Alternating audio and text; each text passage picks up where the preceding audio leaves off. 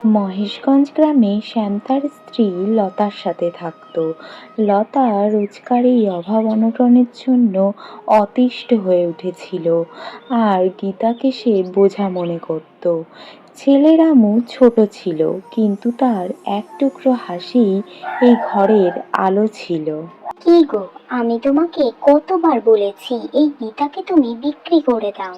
না দেয় দুধ, না দেয় বাছুর, আমাদের কোনো কাজেই আসে না এই বুড়ো গীতা। আরে লতা, আমি তোমাকে কি করে বোঝাবো? এটা কোনো সাধারণ গরু না, এর মধ্যে কিছু রহস্যময় আছে যেটা বলতে পারবো না। আমি গীতাকে ছাড়তেই পারবো না।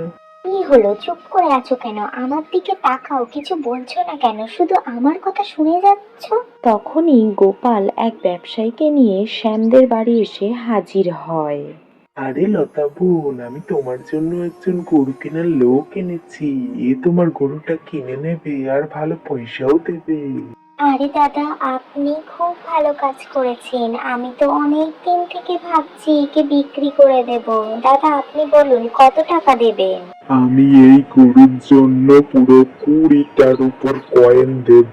ভেবে দেখো, এটা কিন্তু অনেক টাকা।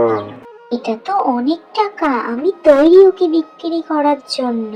আনালতা, যাই হয়ে যাক না কেন, আমি এই গরুকে বিক্রি করব না। ও শুধু গরু না, ও আমার পরিবার। তুমি যতই বলো না কেন, আমি ওকে বিক্রি করবই না। কেন বিক্রি করবে না? এই বুড়ো গরুকে দিয়ে আমাদের ছেলের পেট ভরবে, নাকি আমরা বড়লোক হয়ে যাব? আরে শ্যাম, তুই তো পাগল হয়ে গেছিস। এই গ্রামে কে তোর মতন পাগল আছে যে এই গরুর পিছনে নিজের জীবন নষ্ট করে? তখনই শ্যাম ওই গরুটাকে নিয়ে ওইখান থেকে চলে যায়।